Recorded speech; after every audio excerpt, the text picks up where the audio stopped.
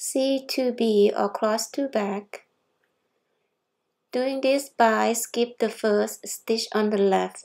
Insert the needle into the second stitch through the back loop and knit. Without slipping the stitch off the needle, you're going to bring the needle back and knit the first stitch through the front loop as usual way.